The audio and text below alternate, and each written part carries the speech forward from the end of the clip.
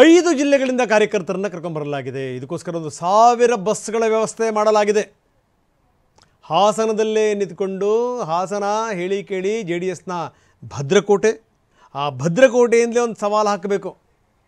ಈ ಮುಖಾಂತರ ಕಾಂಗ್ರೆಸ್ ಇಲ್ಲಿ ನೆಲೆ ಊರ್ತಾ ಇದೆ ಅನ್ನುವಂಥ ಸಂದೇಶವನ್ನು ರವಾನಿಸಬೇಕು. ಬರೀ ಸಚಿವ ವೆಂಕಟೇಶ್ ಮಾತಾಡ್ತಾ ಇದ್ದಾರೆ ನೋಡೋಣ.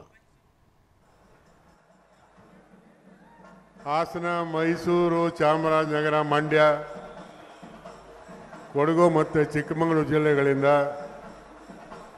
ಮತ್ತು ರಾಜ್ಯಾದ್ಯಂತ ಪಕ್ಷದ ಕಾರ್ಯಕರ್ತರು ಎಲ್ಲರೂ ತಾವು ಆಗಮಿಸಿದ್ದೀರಿ. ತಮಗೆ ಮೊದಲನೇದಾಗಿ ನಾನು ಆತ್ಮೀಯವಾದ ಸ್ವಾಗತವನ್ನು ಬಯಸ್ತೇನೆ. ನಾವು ಹಾಸನದಲ್ಲೇ ಸಮಾರಂಭ ಮಾಡಬೇಕು ಅಂಥೇಳಿ ತೀರ್ಮಾನ ಮಾಡಿದ್ದು ಒಂದು ಉದ್ದೇಶದಿಂದ. ಮೈಸೂರಲ್ಲಿ ಸಾಕಷ್ಟು ಸಮಾರಂಭಗಳು ಮಾಡಿದ್ದೇವೆ.